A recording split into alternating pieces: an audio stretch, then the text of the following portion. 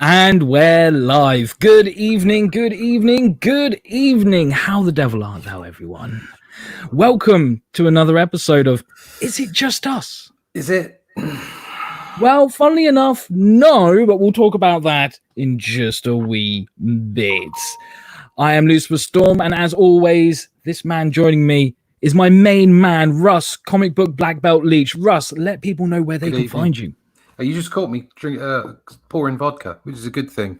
You can find me on YouTube as Comic Book Black Belt, and at the moment I have a friendly competition with Peter Palmiotti, and he's already 200 ahead of me. So please subscribe to my channel so that I can beat him. I am Comic Book Black Belt on YouTube. You can find me at russleach.com, comicbookblackbelt.com. You can find me at onlydeathcansavus.com, which is in Indiegogo preview right now. You can sign up either at the website or at Indiegogo. Either will be fine. You can also find me on the Twitter, the Fleecebook, and the Instagram. So you're not on this new fandangled parlay thing that I've been hearing about. I'll tell you what, I'm going to add that to my list. I am on Parlay as well. So if you want to come and find me on Parlay, I'm there. The only trouble is I can't upload any bloody images at the moment. So every time I go to post, I can't post an image, and it doesn't matter whether it's Parlay or Twitter or the Fleecebook. It doesn't matter what these things are. I'm only there to post about art. Yeah. So I haven't gone to Parlay because I'm some kind of alt-right seeker. I've gone to Parlay so that it's another place for me to post art. It's as simple as that. I want to reach as broad an audience as possible, but if I can't post fucking art, then it kind of gets under my skin. So but yes, I am at Parlay as well. Come join me. Come join the Parlay party. I may not. Let's just see how it goes. Do it. And you can find me over at luciferstorm.com. That is probably the best place to go to find me. You know, it's one of those dark, dingy corners of the internet. Go to it. And let's also say a bonjour to Mario and Lucifer Bell. Good evening, gentlemen. We're glad that you can join us. Well, I guess that means that I need to grab my banjo because it's that time. The musical interlude. Musical interlude.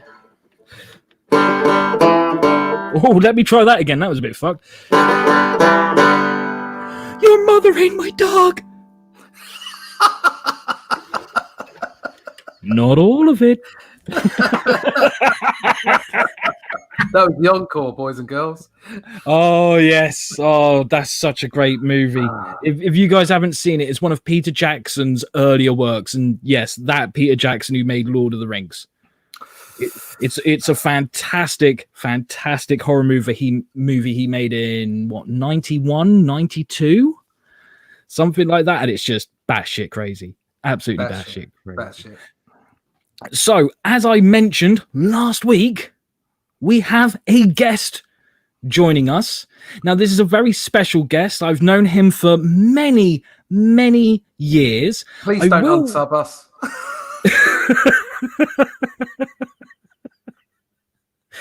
It's not too far, Tony. We will get him on at some point, don't you worry. But this guest, now, he's not exactly a comic book creator. You can't really call him a comic book reader either. However, he does have a collection of pornography so large, it has to be described as biblical. I would like everyone to say hello to Jeremy. Jeremy, would you like to say hello to everyone? Good evening, everybody!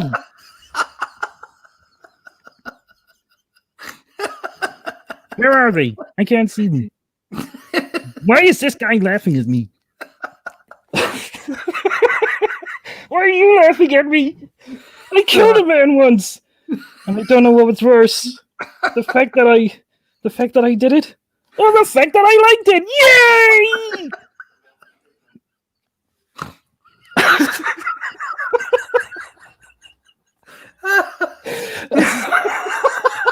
Seriously, this is going to have to be a regular spot. What, the Jeremy Dahmer section? The Jeremy Dahmer section. Because that's his full name, Jeremy Dahmer, no relation. This sock puppet.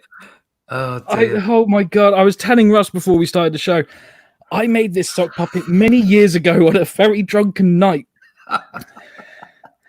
And I have taken him out a few times in public. And this thing has got me so close to being arrested, it's not even funny.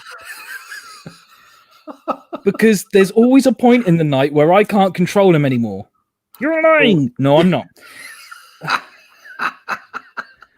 The shit he is. I once took him. Out to a fucking nightclub, and I just had him floating about like this. And I was trying to get to this busy bar, and this girl out of nowhere, she came over. She was like, "Oh my god, he's so cute!" And she started stroking him and stuff. And I was like, "Hello, I exist." Kind of. Get your hand down my trousers. Like, what is going on? Leave that sock alone. And the thing is, she was stroking him, and he was like, "Hey, baby, how you doing?" Oh god! If I told you you were beautiful, would you choke me whilst I brush your hair? And she was loving it. And then the boyfriend came over. Oh no! And was getting really pissed off. And at one point, he pointed at the sock puppet and was like, "Right, me and you." And then he stopped himself and was like, "What the fuck am I doing?" And I was just in fits of hysterics because there is something very evil about this sock puppet. So I'm going to take him off just for now. He's got to go. Go put him back in the dungeon. He's got to go. So, on the subject of guests.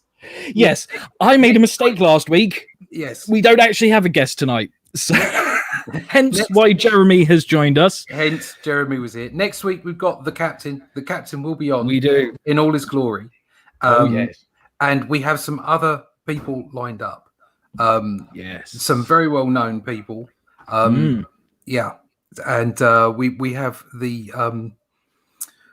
I spoke to the creator of Blood Realm the other day.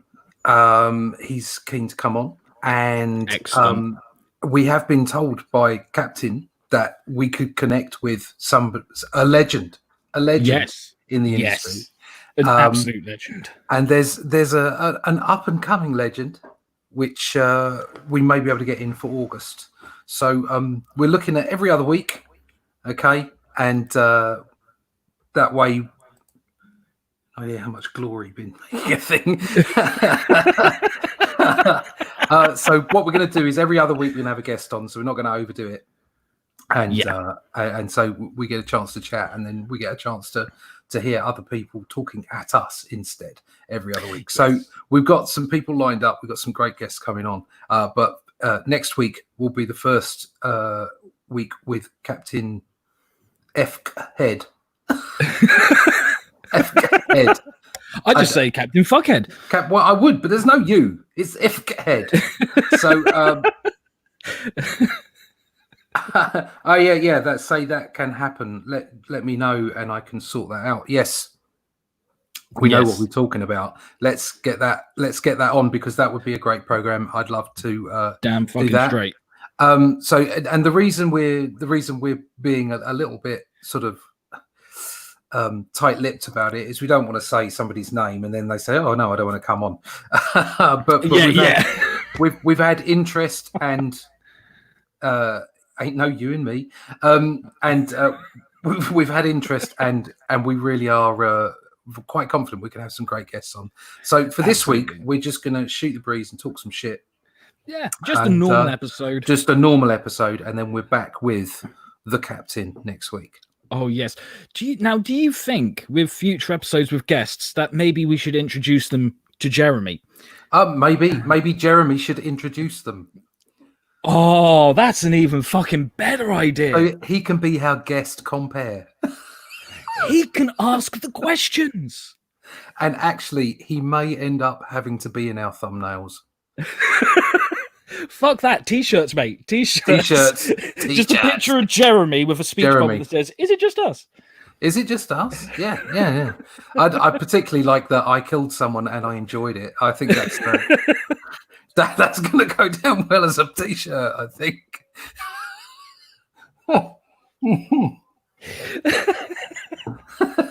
Whenever I do like video Christmas messages to like friends, Jeremy normally finds his way in there. Oh no, I'm naked. Yes. It's good. It's going to turn into a bad BBC comedy soon. Oh, so as you can tell, there are many. So as you can tell, therapy for me is going really well. Therapy.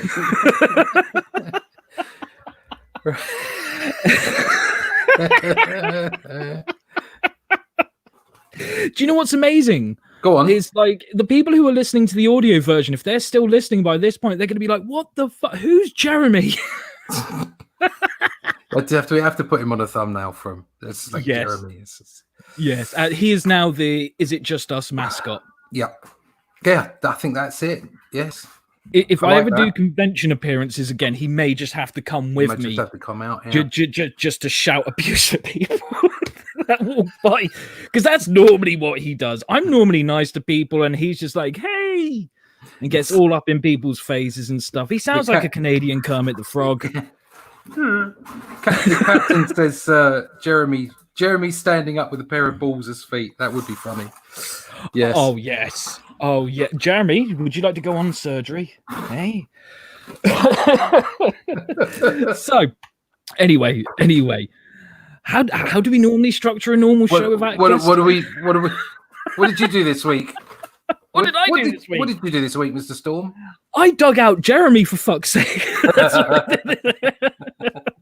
Oh man, like I've been working on Lady Satan, which is going great. Like it's weird because I keep having like these odd moments where I'm like, I just want it out now, and then I have to kind of like calm myself down and go, you knew this was a big project. Be patient, young Padawan. But on top of that, I've been plotting and developing like a couple of other books. One is a little one shot that I came up with the idea just a few days ago, and I was like, "Oh, I think this is a great idea." You're a machine. But is it a great idea? So I got in touch with my my good friend Too Far Tony. And he doesn't read comics. He loves comic book movies, but he doesn't read comics. And I said to him, dude, I've got an idea for a comic book. Here's the title. And once I told him the title, he was like, fuck yeah, I'd read that. Just from the title. just from the title, which, by the way, if anyone's wondering, the title is, you won't get it if you're not well versed with serial killers, by the way, but Ed Gein, Demon Hunter.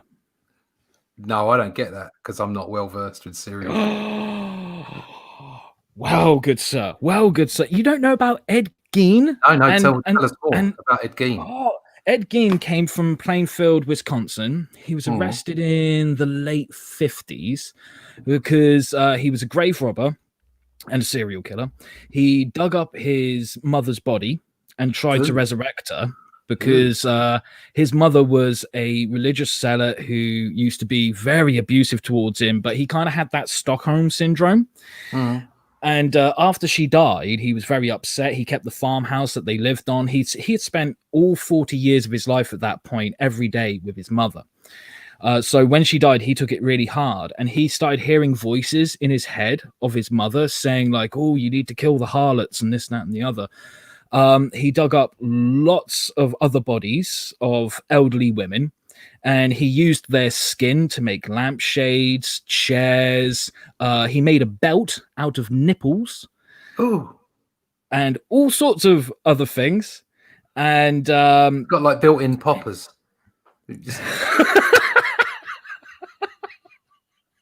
Sorry. I don't think they were that modern in the 50s, mate. He also killed two women in the town. One of them was a hardware store owner, and because he was an experienced hunter, he got taught how to hunt with his dad. They used to hunt deer and gut deer and sell the deer like meat onto the butchers and stuff. After he killed her, he took her away from the hardware store, took her body back to his home, cut off the head, hung her upside down, and gutted her the way that he would a deer. Good Lord. Yeah, real vicious bastard. So now he's your hero. I wouldn't say he's in the book. Yes. Because I'm not going to say any more than the title. Like I said, Ed Gein, Demon Hunter. That's all you need to know. But it turned out that he was a schizophrenic, and they couldn't actually jail him. They just put him in a mental institute, and he died in 1984 of cancer. Blimey. So yeah, and that's a very condensed, compressed version. Did you ever read Terminus at Fenton's Green? No, fuck's sake, I really should. You should read that. Yes, I should. Talking about making the villain the hero. It kind of does a similar thing. So yeah, have a look. Well, this is the other thing about Ed Gein. If it wasn't for Ed Gein, we wouldn't have had Psycho, The Texas Chainsaw Massacre, or Silence of the Lambs, because they were all inspired by Ed Gein. Blimey. Well, there you go. I didn't know that. Well, kids, I've learned something new today. The more you know.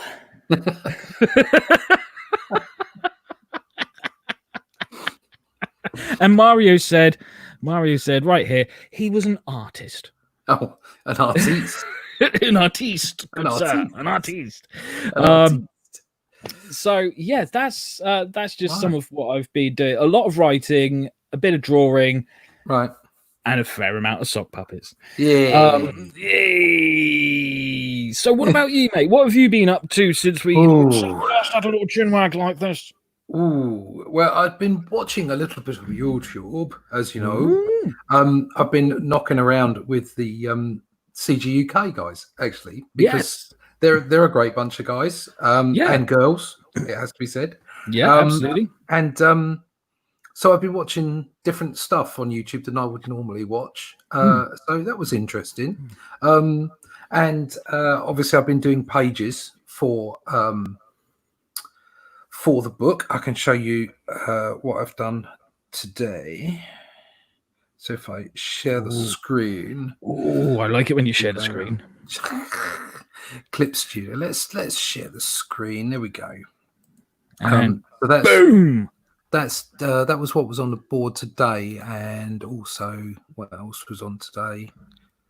Well, we are 36. 36. Oh, it's a dream sequence. There you go.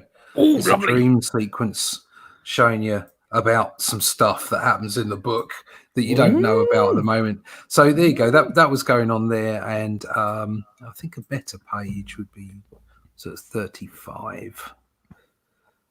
35. Yeah, that was quite a cool page. I enjoyed that. So there's lots of nice. It's a bit Ghostbusteries, that one, because there's lots of wind going on and bright lights and shit. So classic 6-panel grid. Oh yeah, it's a class. That's exactly what I'm going for with a book, a classic 6-panel. But what else I did today was, if I stop sharing that now, what else I did today was some commissions. Oh, lovely. And these were naughty commissions. Oh, I like the sounds of this. So I might have to get some tape. Actually, what I'll do is I'll just hold on. I'll get a bit of tape to cover her nipples up. Oh, you don't have to do that. Oh, okay then. All right. And nipples are coming. Be careful, kids. Hey! So I did a Barbarella, and that's nice. That's Steranko, Nick Fury, that classic cover, except with Barbarella with a see-through rubber suit on. It's just terrible. And this one is just like some girls from the X-Men. Here we go. Oh, very nice. An X-Men. So there you go. So that's what I was doing today. And then just the understand, put the Jerry in his bed. Yeah. I think it's happening now. I don't think there's any. I'm gonna have to get Jeremy in front of a green screen. Yeah, definitely, it's definitely happening. So I did that, and that's it really. So now is the time before we move on. Mm-hmm. Now is the time for some shilling. Yes, which is where we would shill your book, but you're not ready yet. So not ready yet. I think we should now. Share that screen. Rightio. Here we go. And the first one I'm going to look at is Elsa Dark, Werewolves and Bambots, the conclusion. I absolutely love the look of this. Yeah, fucking right. This looks really bloody smart. What can you see the video? I can see the video. Is it making noise? No. No, it's probably something to do with. I know that Captain Fuckerhead knows how to work this out, so we'll have to ask him. So I'm not going to do that. But yeah, as you can see just from the visuals, it's superb stuff. So go over there and sign up for Elsa Dark, Wells and Babe. I've already signed up, and I will be buying this because it's all 3 of the books. So if I haven't signed up already, I will be. Yeah, so definitely going to go and do that. And then of course there's me. If anybody who's watching this on the replay, go check out Only Death Can Save Us, which is what I just showed you some pages from. And obviously you can go over there and sign up for that as well. So if I'm going to shill myself, I think it's only right that I pick up somebody else's campaign and show somebody else, because I think we should spread it around. It's something that I've seen the other guys do, and I just think it's a wonderful thing to do. So definitely go. Anybody watching on the replay, anybody in the chat, go check out Elsa Dark. It absolutely looks brilliant. Yes, it looks fan-fucking-tastic. And what you can do is this is the all 3 parts, the final conclusion, which you're signing up for. But if you go and check out the previous 2 campaigns, you can see a bit more of the artwork and that kind of stuff. Absolutely brilliant. Love it. And I haven't added the links to these campaigns in the description box down below yet, but after the show, I will be doing exactly that so that it's a little bit easier for you guys to find those Indiegogo campaigns. And yeah, I think we should do that more often with the show, is shill some books, whether they are our own or someone else's. And let me see. All right, he's told us how to do it. Captain Fuckerhead has said on the share screen box, bottom left corner, there's a share audio click box. So there you go. So next time I do that. Oh, I see. It's also simple. It's also when fucking simple. But go check that out, because Woolie's great. Okay. Yeah. And go check mine out. If you're watching on the replay, go check mine out. And then eventually, when Lucifer gets his fucking act together, you can go check out that as well. When I'm not juggling 1,000,001 balls and having a very silly argument with a sock puppet, I will get on the fucking case. Don't you worry. If you wrench Captain, he'll drop some links in the chat for anybody who's watching. Oh, nice. I am not sure how to wrench you, but I will definitely change that in the not too distant future. With Lady Satan, like, trust me, I want to get it on Indiegogo ASAP. However, like you, I don't want to start a campaign until the fucking thing's finished, or at the very least a big portion of the way through. I wanted to do it when it was finished, and I've actually worked out that I can't do that, because otherwise it'd be next year, because I have to you have to get in a period of time. So September 1st is my launch date, and by then I should have most of the inks done. So it'll only take me a month to end up doing the colours, which means it will be ready for printing in October. And if I'm doing a 2-month campaign, then it'll be ready for November/December. So that means I can deliver on time, and I can get a campaign going on the 1st. Fan-fucking-tastic. And I tell you what, I don't know if you're aware of the 24-hour comic book challenge. No, don't know that. You're not. It's something that Scott McCloud started many years ago, and it's normally the first Saturday of October. You sign up and everything, and the first Saturday of October, you go for 24 straight hours, and in that time, you have to try and make a 24-page comic book. Good Lord! Right now, some people have done it and succeeded. Some people have done it and failed. And there's two different things that you can do if you fail and you don't do it in time. You can do the Neil Gaiman thing of saying, well, whatever is finished, that's the book. Or you could do, I think it was Kevin Eastman that did it, where he got to the end of the 24 hours, didn't finish the book, and said, well, I'm not going to sleep until I have finished the book. So he just kept going. Because once that clock starts, if you want to take a couple of hours for a nap, go for it. But the clock doesn't stop. It continues going. No, that sounds like far too much hard work for me.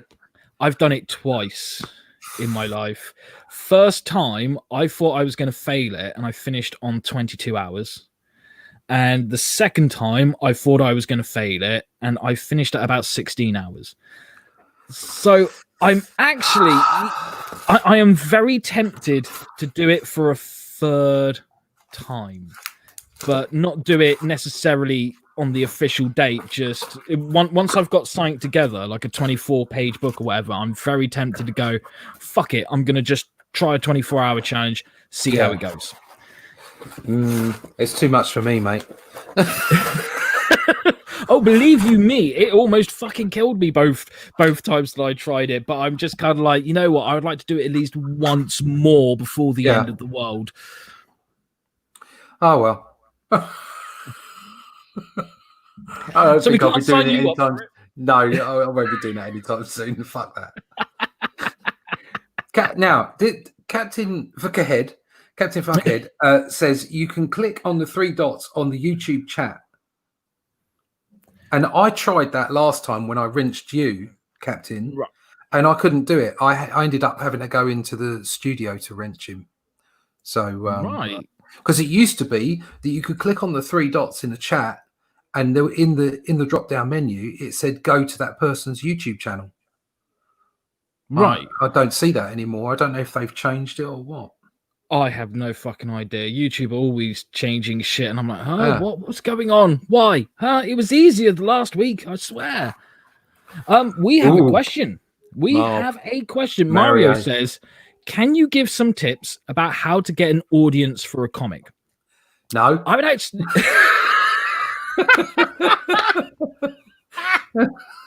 No. I thought you were going to be like, okay, sit down, kids, listen closely. No. I'm going to give you a Bible reading kind of thing. This is what you do. No, you don't know. I tell you what, I think I've not actually set out my own books before, so I've relied on audiences that were built into the fan base, as it were. So when I was doing Doctor Who or Ben 10, I was there was an audience out there. I didn't have to go and chase that audience. I think the people that you see on YouTube have got it right. The creators that are out there doing what we're doing, doing what the Captain's doing what Woolie's doing. All these people. God damn! Have you got the little dun dun dun dun? Have you got that little bit of music? Oh, I have. EVS.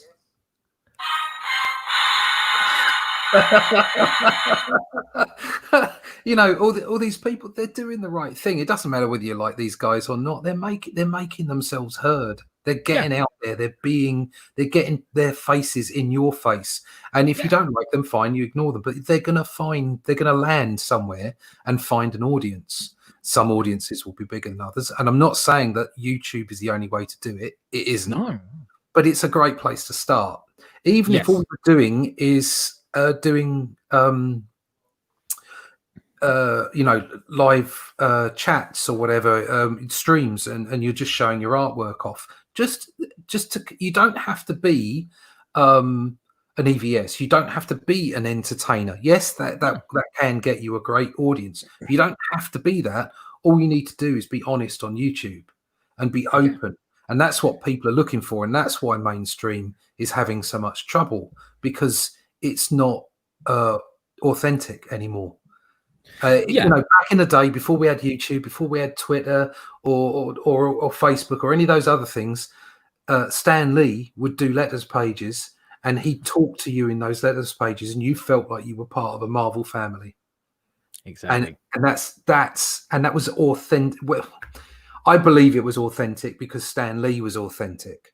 Okay, as in he was a great salesman, but he loved the industry he was in, and he loved Marvel, and he loved the characters, and he loved the universe, and he wanted other people to engage in that. And if you can get that authenticity and that honesty out to people by whatever means, YouTube or whatever, then that's how you grow an audience. And bear in mind, Stan Lee was the biggest kid the world has ever fucking seen. So it's that charisma just oozed out of him, literally. But like I would add to this from my own personal experience, but also I think one thing people need to remember is, like, there's a lot of people out there who are like, okay, if Ethan Van Sciver can do it, so can I. Oh, sorry, Ethan Van Sciver. But bear in mind, Ethan Van Sciver did work for DC Comics before hitting YouTube, so he did have a bit of a head start. He did. That doesn't make it impossible. Like from my experience, when like I first started fucking doing this, I would go onto Facebook and just be like, hey, I'm doing a comic book. And just every now and then I would just share like a little update, share like some work in progress stuff, which I should really do more often. You get on YouTube. When I first started on YouTube, I had a channel where like I was talking about movies and my movie collection and stuff. I'm talking about horror movies and exploitation movies. And whilst I was talking about it, every now and then I go, oh, by the way, I'm a comic book creator. Here's some images from my forthcoming comic book. That really helped out. Another thing that's really helped out, especially like in the recent months, like just before Christmas, I'd go down the pub. If I met anyone new, it'd be like, oh, hey, I'm such and such. Most of the time, I would just introduce myself as Storm because it's a lot easier than pronouncing my actual first name, and we would get talking. They'd be like, oh, so what do you do for a living? Well, I'm a comic book creator. Oh, really? Yeah, sure. Here's my tablet. Let me show you some of my stuff. And that's even got me sales. Because one of the last times that I did that in the pub, I showed someone an image of Lady Satan. They was like, how much for that image? And I was like, you name your price. And they were like, get me a memory stick with that image on so I can print a poster up as big as I fucking want and I'll give you 50 quid right now. Well, there you go. Right? And that person walked away with an image they wanted. I had 50 quid in my pocket and they kept talking about Lady Satan. Everyone they met, they were like, have you seen this? It's this character called Lady Satan. It's on the way kind of thing. At conventions, when I first started out, I would get copies of my books. Right? I'd have them on the table, and I'd sit and I'd wait. And then I'd go, okay, well, let's hand out some flyers, get talking to people and stuff. And that helped. But I noticed that people were coming up to the table and they were looking at the comics as if it was like the Holy Grail. They were worried that if they touched it, their face would melt or they would have to pay for it. So one thing that got me around that is I took a big stack of Jericho issue ones. I had about 100 of them in my hand. And I just said, hey, free comic, free comic, free comic, free comic. And that got so many people reading the book and then coming back and going, hey, I just read issue 1. I see it goes up to issue 8. How much for the rest? And that started building a fan base and building interest. Anything you can do like that, it helps. I think that's another aspect and something that you see or I hear a lot of creators, successful creators, saying on YouTube when they're talking about campaigns as well, is you've got to give something. Yeah. So it's not just about people buying your book. It's about people buying into you. And if they think they're getting something for free before they even start. So by giving of yourself, by communicating, by being open and by handing yourself to other people, you're effectively giving things. You're giving free stuff. You're giving your time. And people appreciate that. And just like Stan Lee back in the day was connecting with people in an authentic way, that's what's happening in indie comics at the moment. And, it's the mainstream have lost it. They've absolutely lost it.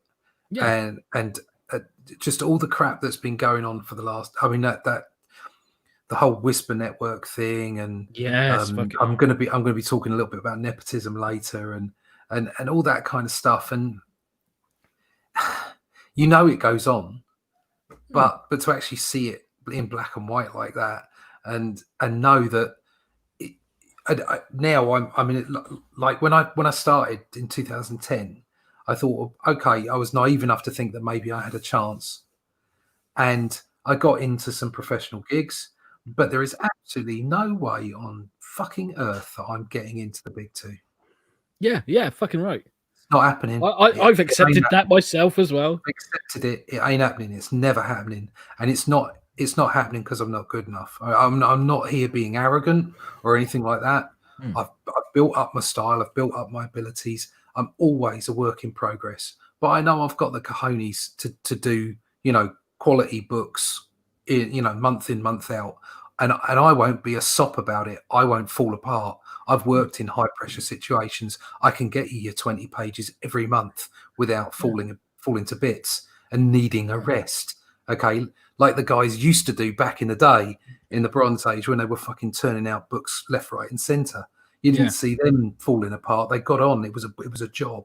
And so it doesn't matter what I've got to offer. It doesn't matter what you've got to offer, or any of the rest of us.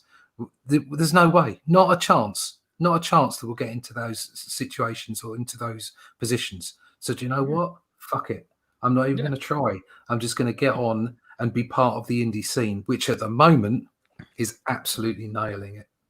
Yeah, fucking right it is. Great books. We see massive growth from the numbers that have come out this week, even though some people don't want to admit it. It is massive growth, and that growth is because the indie scene is being authentic and it's talking to people directly.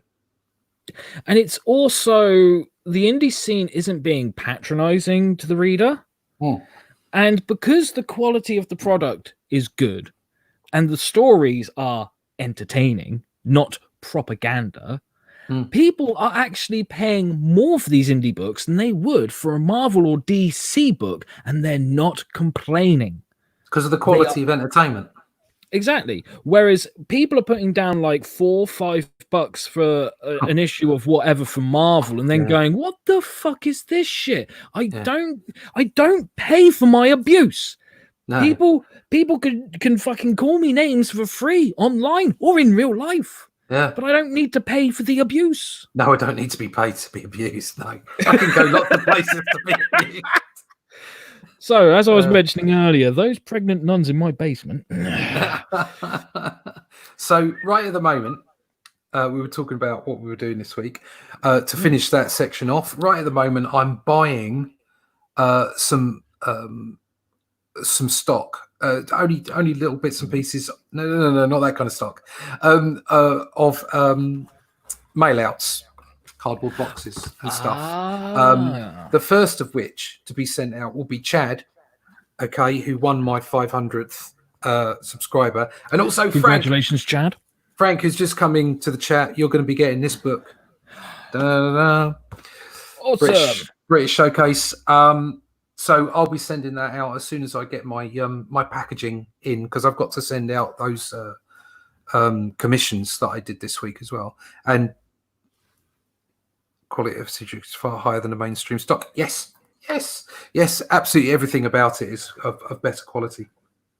So once I've got that all managed and sorted, then I'll send that stuff out. But also I wanted to look at postage and what have you. And actually the postage, I had a chat with Willie actually the other day from Elsa Dark, and he was talking to me about postage. All of the guys were helping me out with that. He was giving me some figures. And I went onto the Royal Mail website today, and it looks like I should be able to do the base book with stickers and, you know, and prints for about $10. Oh, nice. Which is pretty much what they charge to send you from, or they charge you more than that to send you from the States, but it's pretty much what they charge internally in the States to send to each other. So I won't be pricing, I shouldn't be pricing myself out of the US market. So cool. I need to do some research, but you know, according to what I did today, I got the scales out and weighed the ruler, weighed the books and all the rest of it, and it looks reasonable. So it looks like it's a goer. So so that's Oh, that was good discussion. We were weaved around there, didn't we? That is fucking that's awesome. Oh, I can't wait for your book. I know it sounds silly, but I cannot. I keep seeing bits of it, and I'm like, I want to read that fucking thing right now. I just hope it doesn't disappoint.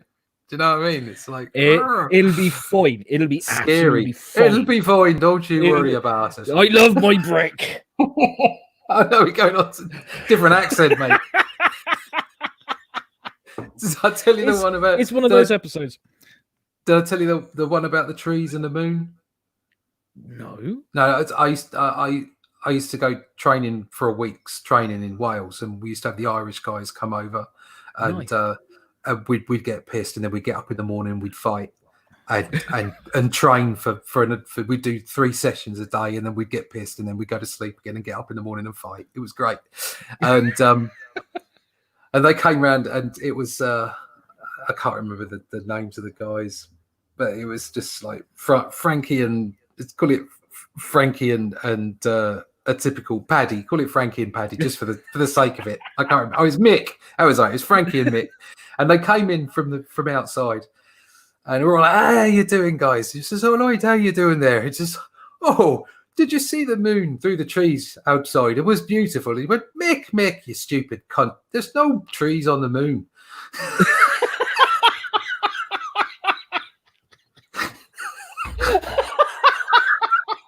It's straight as off the cuff. It's the funniest. I think it's probably the funniest joke I've ever heard. Oh, that's fantastic. They were so funny. Those guys were so funny. They're the Irish guys. So laid back. Drink 10 pints of Guinness and then get up and fight in the morning. That's the way to do it. Oh, fantastic. What's all this getting up in the morning? See, when I was in my band and we were like fucking doing gigs and shit like that, there was no getting up in the morning. It was get horrifically pissed. Get up at the crack of noon. Then start playing. No, we'd be drinking till like 3 o'clock in the morning, and then we'd get up at 7:30, go down to the banks of the River Ogwen, do half an hour exercise, like press ups and shit, in goose and sheep shit, and then we'd do 45-minute sparring. Nice.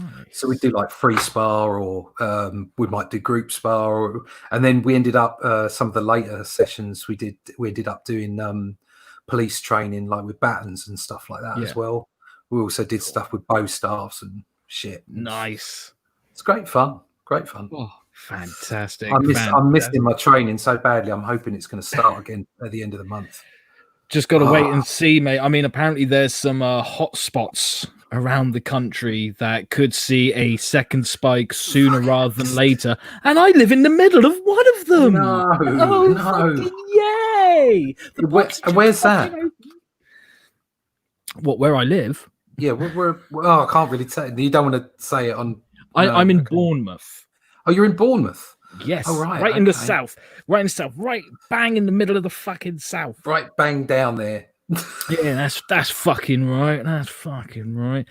But yeah, apparently Devon, Cornwall, Dorset, like pretty much the entire southwest. Apparently, it's like you guys are going to see a fucking second spike real soon, and when you do, it's going to be devastating. So it's like great, fucking great. I haven't gone back to the pub yet. I don't think you are. From the data that I've seen, the numbers are going up, but the cases of bad infection are going down pro rata. I saw something from Italy, and there was I can't remember who else I was listening to the other day. These are all scientists. This isn't just like YouTube nut jobs. These are like, are you sure? These are people with PhDs. They know what they're talking about. Are you sure it wasn't Jeremy that told you all this? Jeremy didn't tell me that. Just cough into the sock. You'll be fine. That sounds so filthy. I love it. Yeah. It's I think that the disease has run through the population, and it's petered out. Well, fingers crossed. But I mean, that depends, because like I'm listening to like what the scientists are saying, but like one lot of scientists are talking about the country as a whole, and then they're talking about specific areas, and none of them can fucking agree. So how can we be fucking sure? None of them agree, which is exactly why we should have just looked after the old guys and the people that were vulnerable, and everybody else should have just gone out to work. Just silly stuff. I think it's a big overreaction. But there you go. Can't have that discussion on YouTube because we will be shut down, and we can't have any of that. Oh no! Fuck YouTube! Fuck YouTube! We can speak about what we want. If they shut us down, it's their loss, not ours. Which leaves us on to. What grinds your gears, Russ? I haven't said that in a while. Oh, can we get like a theme song for this section? Like, I'll bring out like a different instrument and play a little backing music whilst you say "fucking everything." No, I happened to catch some stuff from ITV today as I walked through the lounge, and I just thought, I want to fucking burn you all. Look,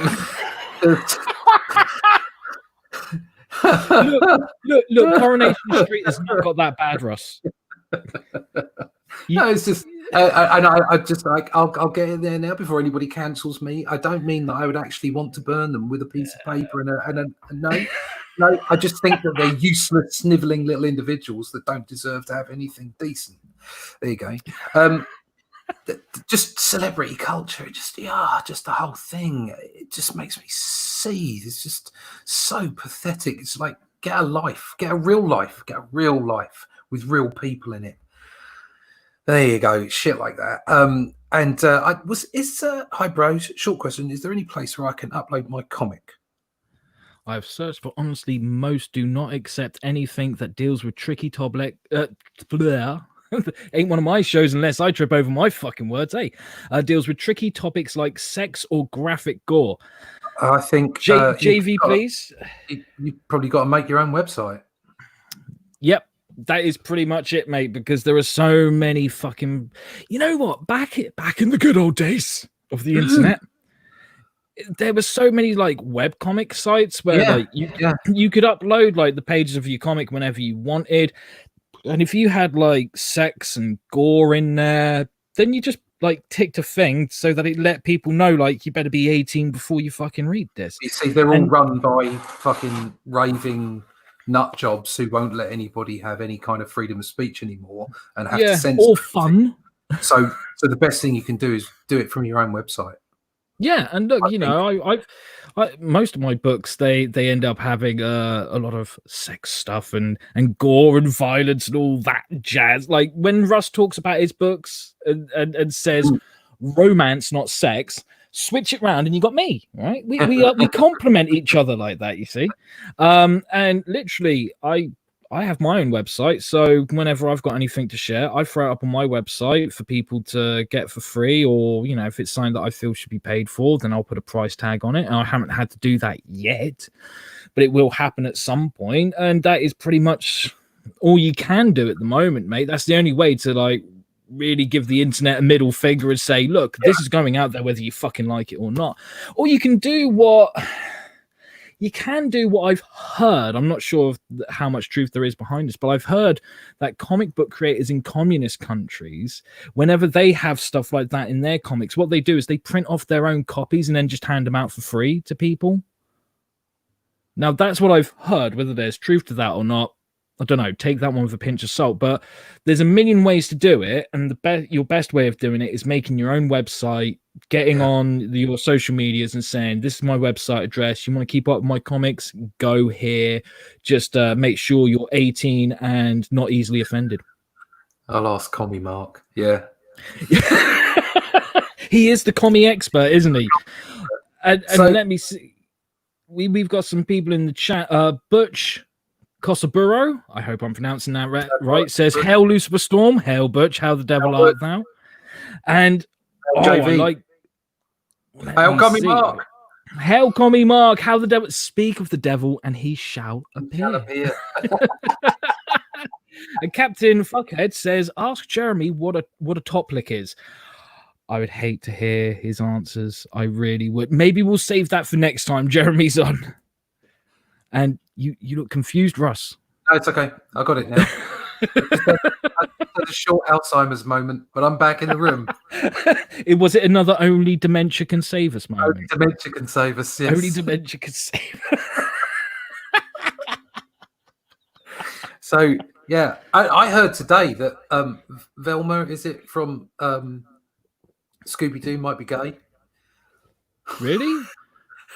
Which is part of my things that grind my gears along the whole celebrity culture thing, but the whole cancel culture and people just fucking about with stuff that you like. It's like make something new. Make something new, for Christ's sake. And that's why we're all here.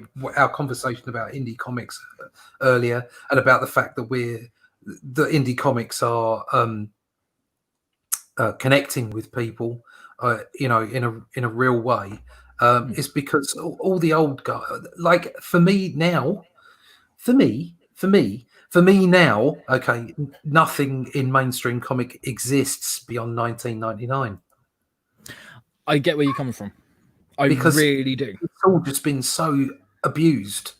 The core has been so abused, and there's no need for it. They could have just created new characters and had the old ones stay the same, and then please everybody. If you please everybody, you make more money.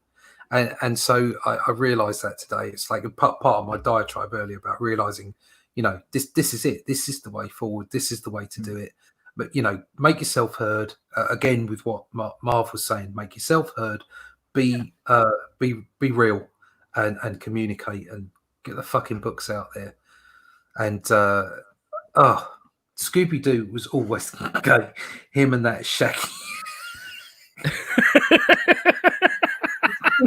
Hold on, Commie's off because he heard someone say communism on another stream. Commie Mark, thank you so much for joining us this evening. Oh, dude, look, this is something that I've talked about a million times before. I'll see if I can put it in a slightly different way than I normally do, so it still sounds interesting.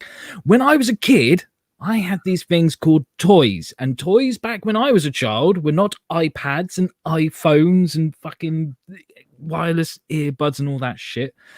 They were toilet rolls. They were these, yes, they were bits of string and a hole in the ground that you dug yourself with a spoon and someone else's toothbrush, right?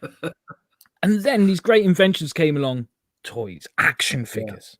Right, and you would get action figures, like you would get like Marvel ones, you get Teenage Mutant Ninja Turtle ones, Ghostbusters, G.I. Joe, Mask, fucking whatever, wrestling ones, and it didn't matter if it wasn't a licensed crossover that you were performing with these toys, right?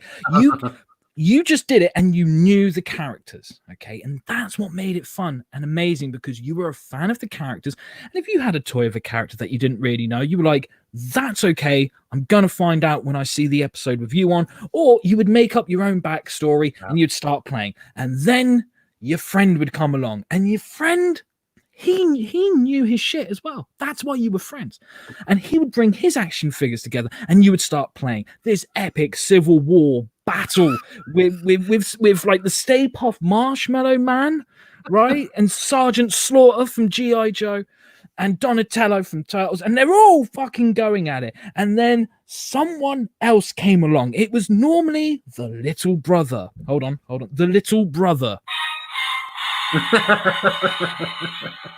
And all of a sudden, playtime became shit. Yes. Because you'd start going, oh, right, so Donatello, right, he is going to kick Peter Venkman in the head. And then the little brother go, I don't like that. No, I want to fucking play. And I say, we play like this. And I have this toy. And of course, I'm the winner because I can never be the bad guy. You're the bad guy. And it just became shit because the little brother didn't know. He just wanted to come in and just take over and ruin it. No appreciation of canon. Absolutely. Of the canon that you just created. What is happening today with retconning characters is the same fucking principle. The little brothers are all coming out and going, Mum said you have to play with me. You have to let me play. And you have to do it my way. Because if you don't, I'll go crying to Mum. And Mum will believe me. And then you'll get ground. That's what's happening.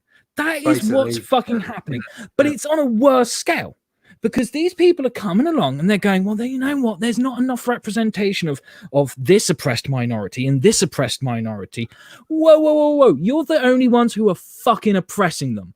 Okay, by saying that they are too weak to have their own new characters made, right? What you are doing by taking our fucking characters, I shouldn't say our really, because it's not like I own them and you own them. Like these characters belong to everyone, regardless of who you are and where you come from and what your beliefs are, what your sexuality is, race, and all that stuff. All that stuff doesn't matter because we all come together to go, these characters kick fucking ass. And when someone comes along and says, you know what, we're going to take them and just fucking ruin everything about them. We are going to change everything about them just to please this group of people. What you are doing is you are turning around to that group of people and saying, you don't deserve new toys. You don't even deserve broken toys that are stuck back together with glue. You just deserve broken toys. You are the fucking cunts and assholes, not everyone else. And if you still don't believe me, then why am I wasting my fucking breath on you? You know what? I thought about this the other day, right? Because you may have noticed I don't use the term SJW. No. No, I know. Right? Now, there's a reason for that. Okay. SJW stands for Social Justice Warrior. Well, hold on. These people are proudly antisocial. So that screws that one up. Yeah. Right? Justice. Fuck off. They do not bring any justice. They are tyrants in fucking disguise. Fuck them. Right? Warriors, fuck off. They're pussies. So SJW, I don't think is the correct terminology. Now, I think something more like selfish, tyrannical dickheads or STDs for sure. STDs, which is kind of the way they spread. Why don't we just go with that? No, you're absolutely right. It's all I'm calming myself down. Otherwise that rant's going to really fucking come out. You know what I mean? Calm yourself down. Don't get me started on my Antifa rant. That's the fucking word. Then I'll be on a hit list.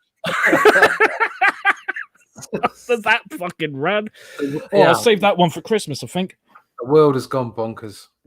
It has, and it's just fucking ridiculous. And the thing is, these morons, right? And I don't really like to speak about people like that, but they haven't given me any reason to think, oh no, hold on, they're actually quite smart people. No, these brainwashed fucking zombies who you can hear miles away because they're going meh, meh, meh as they get fucking closer. They never smile. They never laugh. It's always, this isn't good enough. This isn't good enough. I've said it before and I'll say it again. This is not a culture war. This is a war of narcissists. And the narcissists are fucking winning because people are doing the one thing you shouldn't do with narcissists. Pander to them. And trust me, I should fucking know a thing or two about narcissists because I have a narcissistic parent. Right. I know what it's like to fucking grow up with one. I have done my diploma in basic psychology. I know a thing or two about them. These are fucking narcissists. And the best things you can do with them, give them one of these and tell them to get fucked. Sorry, I forgot how this thing worked. Can you hear that? Let me turn it up for you. No, it's absolutely right. We should just get on, be the change. Be the change. Yeah. Don't let these fucking people tell you what you can and can't do with your stories. You get to fucking decide. They're your fucking characters, your stories. You do them the way you want to. Don't worry about offending people. Guess what? You're gonna offend people anyway. And when someone's offended, nothing happens. There's always someone that doesn't like you. Believe it. I've met a lot of people that don't like me. Oh, I've got a list of people that don't like me. They're mostly female, and I've dated them. Okay. Yeah. Anyway, moving swiftly on. I feel that tension has now been expelled. Have you read anything this week? I fucking have, actually. Believe it or not, in between sock puppetry and other stuff, and rants and writing and rants and writing. The new album. I thought this week I would reread something, and this one's probably going to be a bit of a touchy subject because of who the writer is, and who cares? People need to separate the art from the artist. I don't fucking care. I reread Red by Warren Ellis and Cully Hamner. And Cully Hamner's art was something that when I first saw it, I was like, I don't like that. And then the more I read the book, the more I was like, actually, I really appreciate the artwork. Let me see. I don't know how well the light is here, but here's just a little sample of some of the artwork. Very cartoonish, but it suits this book. And it's basically about a retired assassin for the CIA called Paul Moses, who he's retired. He just lives on his own and he just wants to be left alone. He's done horrific things in the past and all that. And a new head of the CIA comes along, learns about Paul Moses, and is like, shit, if the public find out about the shit we got him to do, we're fucked. We need someone to go over to his place and kill him. So he sends some killers over and they fail. And Paul Moses finds out where they've come from. And he's like, right. Oh, better get back to some killing then. So he goes on a rampage and does some killing, and it's fantastic. What I will say is, it's a 3-issue miniseries. It's decompressed, so you probably could have trimmed it down a little bit compressed it a little bit to be more like 2 issues, but that's really like a small grumble. I know there are some readers out there who don't like decompressed storytelling, and that's fine, each their own. Personally, I really like it, both as a reader and as a creator. I really quite like decompressed storytelling. The other thing I'll say is if you get this trade paperback, it doesn't just have your typical like sketches and character designs at the back. It also has the script for the first issue, along with, let me see, here you go, along with the rough layouts and the finished inked pages on the opposite side, so that you can compare the script to the actual individual pages, and it does the whole first issue like that. That's cool. I like that. Which it's awesome for artists and writers as well. So this is one that I do recommend you pick up, and don't ask me about the movie that they made of this, because I haven't seen it. Right, I was about to ask you about that, because I have seen it. Oh, right. And I haven't read the book. And now the chat may crucify me for this. And of course, as we all know, I am extremely shallow and easily pleased. And I found Bruce Willis quite entertaining in it. And it was quite an entertaining film. I enjoyed it. So there you go. Fantastic. And just going to quickly jump in there with a comment from Captain Fuckhead that says, when I was a kid, I played with Barbie. I used to get funny looks and told off. As an adult, I still play with boobs. Who's mad now? Fantastic. That is a fantastic comment. And we got Nyborg here. Good evening, Nyborg. How the devil art thou? Who said, as a kid, me and my mate held witch trials for his sister's Barbies, and not surprisingly, they were found guilty and had to be burnt at the stake. Did not go over well with his sister, but had to be done. Bravo, Nyborg. Fucking bravo. And Commie Mark's back. We didn't even say communism. We just said red, and he came back. He, like Captain Fuckhead said earlier, he is the Beetlejuice of communism. And he said the Red movie is awful, in my opinion, which, hey, each their own. And we've got Charles B, who says, should I have ramen? That's a good question. That is a good question. What do you reckon, Russ? Yes. Yes, there you go. I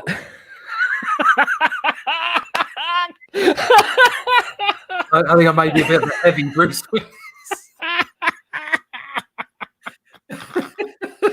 And Commie Mark says Russ thinks he's Bruce Willis. Confirmed. It's confirmed now. You can't deny it. It's true. That's another T-shirt design. Russ thinks he's Bruce Willis. I think got so many T-shirt designs coming to. And Charles B says, please answer soon, bro. I'm hungry, bro. We said yes. Yes. We have decided. We didn't even need to flip a coin. Yes, you should. You need to have and we have Bristolian Dave as well. Good evening, Bristolian Dave. How the devil art thou, good sir? All right, me babers. What a crowd. Oh, this is lovely. Absolutely lovely. It's really nice to see some of you guys from CG UK over here watching our quaint little show. So do you want to see what I've flicked through this week? Because we all know I don't read. Yes.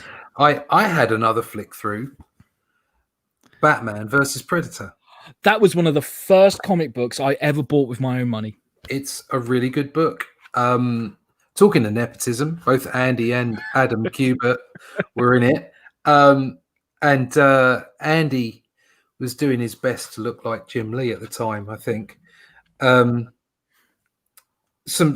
gorgeous artwork. I mean, neither of them have got a patch on their dad, but it's still a lovely, lovely book. And there's some great colours in it as well. I would say sort of reminiscent of Hellboy colours, because they're kind of plain. Oh, it's difficult to see. They're kind of plain, but they're not. I get what you mean. They're very flat, but they have a subtle gradient sometimes. Yeah, they're really good. And there's some absolutely, in places, some killer art. In other places, not so good. But overall, the impression, and this is where we say don't make it right, make it look cool. It does look cool right the way through. So if you can get hold of this, in fact, if you can get hold of the trade paperback, which I do have as well. So I've got the original copy and the trade paperback because I really enjoyed the books. Get the trade paperback; it's definitely worth it. It's up there. It's good fun. If you like Predator as well, it's hell yes, absolute no brainer. Great book. Like I said, that was one of the first comics that I bought with my own money. Because like my first lot of comics, they came from my parents when I was a kid, and it was Amazing Spider-Man, Fantastic Four, Batman, Superman, and my dad took me to a market that was a few miles away and stuff. And I remember just like looking around, and I just found like the whole set of Batman versus Predator, and I was like, I'll take these. Here, have my money. I'll take these, lovely jubbly. And that was the very first comic that I bought, but I don't have them anymore. Because when I got to my teenage years, and you do a bit of partying when you shouldn't, and a few friends come round, things tend to go missing. And unfortunately, they were one of the things that went missing. Unlike the whippersnappers of today, who just pirate it, including my own kids, must be said.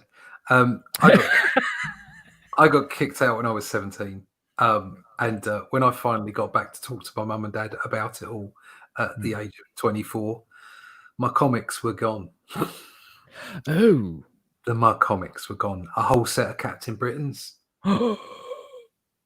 right the way up to the point where he teamed up with Spider-Man, and then I started getting the Spider-Man comic as well from there on. And I had all those comics, and they've gone. So every day I cry. I'm not happy about this. Every day I cry a little about that. But but I don't know where we were going then. Actually, I don't think people appreciate just we were going to a very, very dark place. We were going to that time where that man took you into that cupboard and he painted himself orange, and he leaned into your ear and just whispered, "You've been tangoed." I don't know how many people in the I don't know about that. You've been tangoed. Good God. That was a long time ago, mate. Oh, I know, right? And just think, this is me when I'm not on drugs. Did you used to watch the Fast Show? Oh yes. Large legs and cheeses. Very, very, very dry. This week, I've mostly been wondering why I'm 15 months pregnant. This, the thing that came back to me, but bizarrely, the image that came back to me was of Colin painting his cock with paint. With the luminous paint. The luminous paint. And then the lights went off, and all you saw was this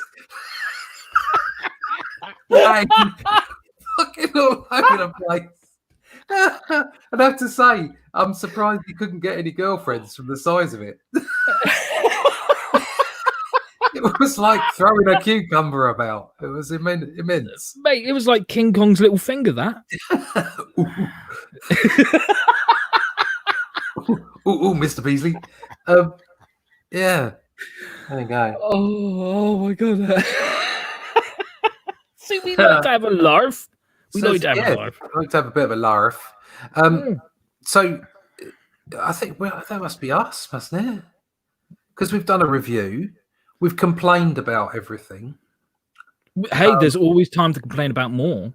Yeah, we can complain if you want to. Yeah, because there's always something to complain about. There's always something. Was it Kirkman that came out this week and said that everybody at Marvel had been horrible to him? Yep. And you know what? He's not the first person I've heard to say that. It's just, what do you expect? I've completely, like I was saying earlier, I've fallen out of love. Yeah, with absolutely. Marvel specifically. Like I say, I can't really bring myself to look at much, beyond 1999. There are a couple of bits and pieces, but Oh no, it's so sad to see That that company, that's to see the that's what I'm like with most entertainment at the moment, especially comics. Once you hit that period between like 2000 and 2005, it's just like, no, I want to forget that anything around then happened. It's kind of like before the year 2000. That's when the good shit happens. Yeah. And like with Marvel, it's really sad because I would have called myself a Marvel zombie as you know, as a younger reader. But like if when you fall out of love with something like Marvel, it hurts, but it's understandable. But to me, this isn't falling out of love with Marvel. It's realizing you've been in an abusive relationship with Marvel and you've decided to get the fuck out. To a degree, I understand what you're saying. I mean, I can pick out the odd thing that I like. For instance, I like Marvel Zombies, but again, by the time it finished, they took it for too long and ruined it. Oh god, yeah. But it's the same with all these things, isn't it? They just flog it. It's always flogging a dead horse. Doesn't they never work, and it's just the general attitude that I see coming out of the comics industry at the moment. It absolutely saddens me.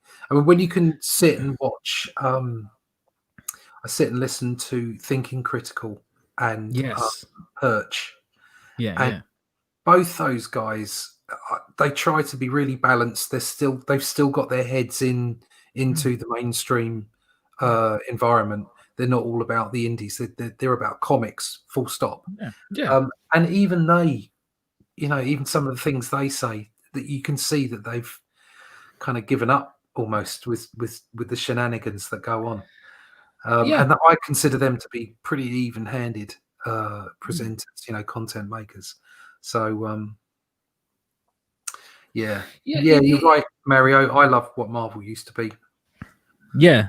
And absolutely. And I don't care is exactly their problem. They don't care, and their fans have stopped caring.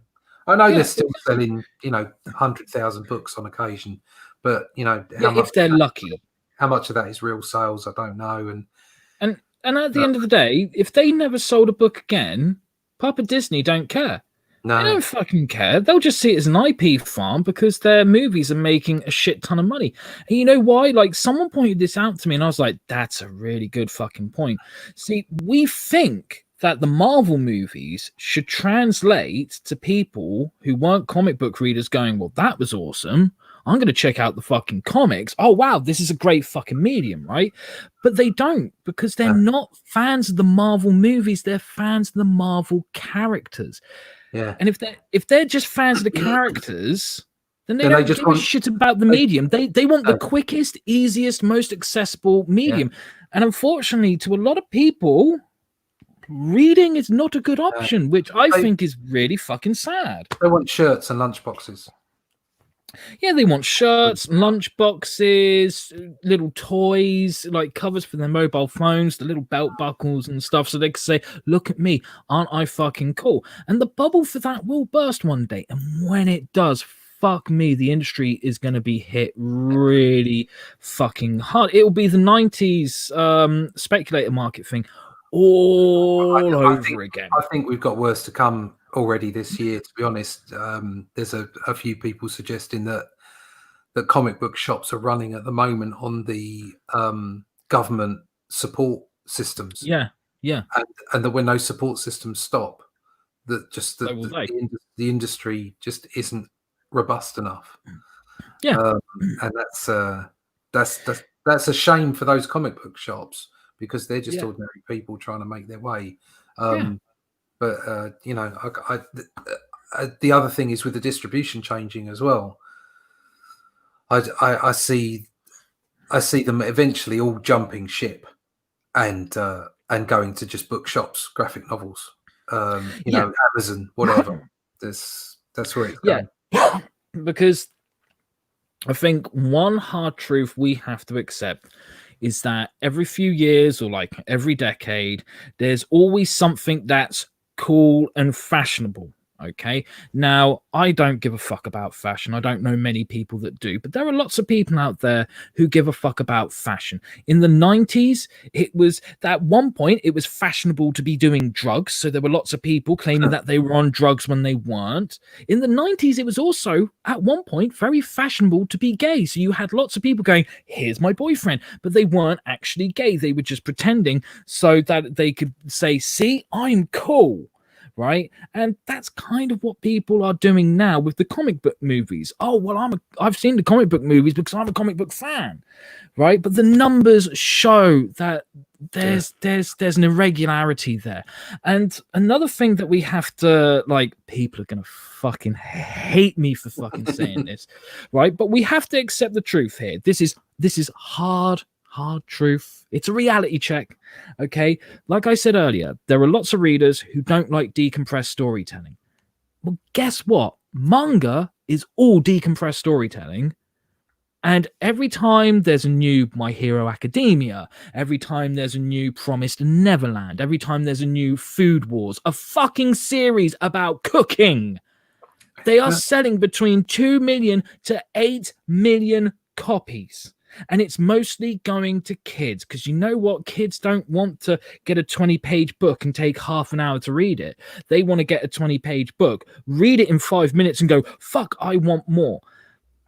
And this is something that we have to accept. Graphic novels and manga are selling really fucking well. And it's because they have that connection with their audience. Exactly what I was saying earlier. It doesn't matter how you get that connection. Whether it's via YouTube, whether it's via, Twitter, whether it's via the books, even, talking to people through the books. Yeah. There's a connection with the audience. Stan Lee made that connection. And if you're authentic and you make that connection, you have an audience. There's two fantastic comments in the chat. Bristolian Dave, who absolutely nails it. Being a Marvel reader currently, the really annoying thing is that there are some good books, stories they put out. The issue is that these books are surrounded and buried by so much crap. Bravo. Very difficult to wade through to get to any of the diamonds in the rough. I agree with you there, Bristolian Dave. And because I checked out Immortal Hulk, which, let me say, that started off fucking fantastic. Once it got to about issue 20, I was like, oh no, you've done the same thing as all the other fucking books. You just had a slow burn going on. Fuck you. A brilliant idea, and you just pissed over it because you'd rather put propaganda out than fucking entertainment. And then Nyborg here is echoing that and getting to the point of it as well. Marvel lost their way when they started to create to the market instead of creating the market. It's effectively what both of them are saying the same thing from different perspectives. Nyborg, that is fucking beautiful, mate. That's beautiful. That's exactly what's going on, and it's so sad. But the only way to fix this, and this is where we come to the crescendo of our show, because we've got on for quite some time now. The only way to fix this is by buying my book. No, it's buying Jeremy's book.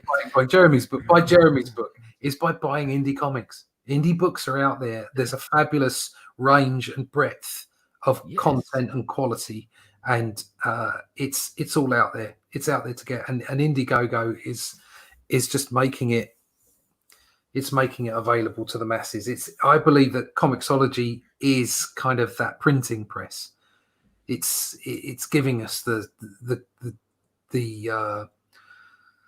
unlocked gateway, as it were. So there's no gatekeepers there. We're able to get out to the market, and we don't have to go through a publisher to get there.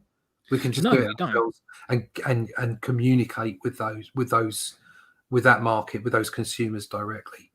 So let's put it this way: when it comes to mainstream comics, I've said to a couple of people behind the scenes before, when they've asked, do you think comics are dying? And I've said, no, they're fucking dead. They are dead. When it comes to indie comics, they are just getting started, and that's going to be one hell of a party once the fucking band shows up. Yeah. So, but there's still a bit of time to go. In that crescendo, let's get back on it. I'm going to share my screen once again. Oh, please do. I'm going to share my screen once again, and we're going back to. Hold on. Left a bit, right a bit. There you go. Here we are. It's the Infinity. We're going to go back to Alicia Dark. Oh, yes. And Seriously, guys, check out this fucking book because the trailer for it is fucking great. I've seen Captain Fuckhead talk about it. I've seen a bit of Woody talking about it. This book just looks fucking excellent. So he said it was in the bottom left-hand corner. Is that you, do you think? Bottom left-hand corner. So that I can... Are we looking for the 3 dots? No. What are we looking for now? So that I can play this video and hear it. Oh. Can you hear it? No. No? No, but okay. I'm not... While we sort out the technical aspect, just look at the visuals. They are fucking wonderful. There's a bass guitar going off in here, and she's going to scream at you in a minute. Look at the artwork. Willie does a fantastic job on this artwork. You've got to go and watch this. Get the sound. We'll sort the sound out another day. Yeah. Go and watch the trailer. Sign up. It's so fucking worth it. And watch the trailer a few times over. Superb. I really need to ask Woody about the trailer actually, because there's a scream in the trailer. Yes. And every time I hear it, I'm like, I think I know what movie that is from. So I need to ask Woody if he's ever seen August Underground. It's dead easy to sign up. You just put your email address in, sign up, and then when you do sign up, make sure and go to your inbox, because you'll have to you'll have to click on the link that says you need to confirm that you've signed up. So just make sure you do that. Okay. And then there's Only Death Can Save Us. That's my book, which will be starting its campaign 1st of September. And that's in preview right now. You can go and sign up, find out more about it. I'll be sending out emails about that book soon. Okay. You can also go check out the website for that, where there is the first 8 pages and the cover, so you can check out what's going on there and have a look and see if you like it, and then sign up to the email list there as well if you want to. So that's it. I'm going to stop sharing there. Fantastic. Well, guys, it looks like it's the end of the show.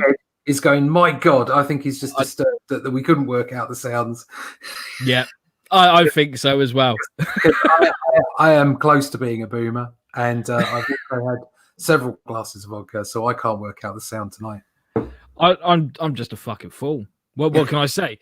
What do you expect me to understand this technical stuff? I started the show with a fucking sock puppet. Does this not let you know anything? But what it is honest. You know you're sneering. No, it's us. There's no veneer here. Oh, absolutely. Anyway, guys, I guess that wraps things up for this week's episode. So glad that you guys can join us. You have all been fucking awesome. Don't let anyone tell you otherwise. Otherwise, I'm going to have to send Jeremy round. And he won't threaten them. He'll do something a lot fucking worse than that. But anyway, we will be back next time at 8 p.m. British Standard Time, as we always do. The captain will be with us next week. Oh, yes. I am so telling us off for being boomers. So yeah, absolutely. And he'll be like, look, I fucking told you, do this. And I'll be there going, I don't know how. Anyway, Russ, do you want to let people know where they can find you before we hit the road? You can find me on YouTube as Comic Book Black Belt. Make sure and click the subscribe button and subscribe to my YouTube channel, because I do have a competition at the moment with Peter Palmiotti, and he's 200 subscriptions ahead of me, and I need to beat him to 1,000 subscribers. Do that, please. If you're watching on the replay, thank you for watching the replay, and go and subscribe to my channel now. You can find me at russleach.com. You can find me at comicbookblackbelt.com. You can find me at onlydeathcansavus.com. That's the website you saw just a few minutes ago. You can find the book Only Death Can Save Us on preview at Indiegogo. Currently, you can get me on the Twitter, on the Fleecebook, on the Parlor, and also over on Instagram. And I'll chat to anyone about comic books and comic book art. And don't forget about our competition, Russ. Oh no, I forgot about that. Do you know? And you know, Jeremy's got to choose. He does. Let me bring Jeremy back. For those of you who don't know, we've started this little competition to see who the 2020 Is It Just Us champion is in the game of who's sexier, me or Russ. So far, I'm in the lead. Now, Jeremy, good evening. I've got a really bad feeling about this. Who's that guy down there? Where's he laughing? Hey, stop laughing. It's my show, and I'm here to take over the world. Yay! Just choose. Just do the choose. Just do it.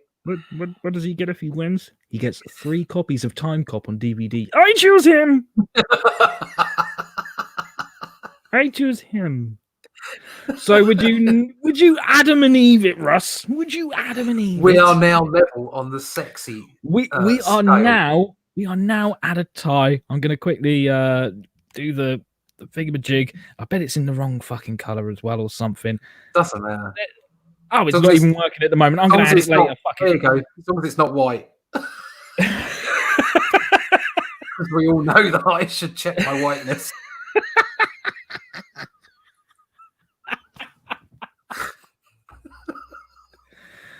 Oh, just like that, it gets political. Oh dear. But so far, we are a tie. Oh, mate, I can't wait. What deadline should we have for our 2020 championship of who's sexier? Well, it's 2020 then, isn't it? It's the Christmas show. Oh, the Christmas show. Oh, my God, that's going to be horrific when that show happens. It's going to be a bloody bloodbath, isn't it? Oh, my God, that's going to be several guests on for that. Several guests on for that. Oh, geez, Louise. We'll have to talk more about that in the not too distant future. Start planning now. Like, book the ambulances in advance. And we'll be fine. We'll be absolutely fine. My book will be out and in the hands of hopefully of those people that have bought it by then. So I hopefully I won't be crying around it.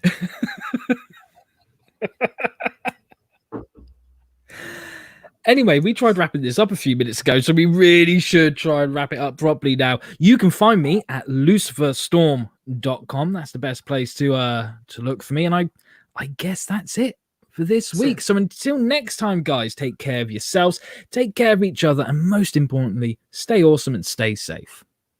Peace.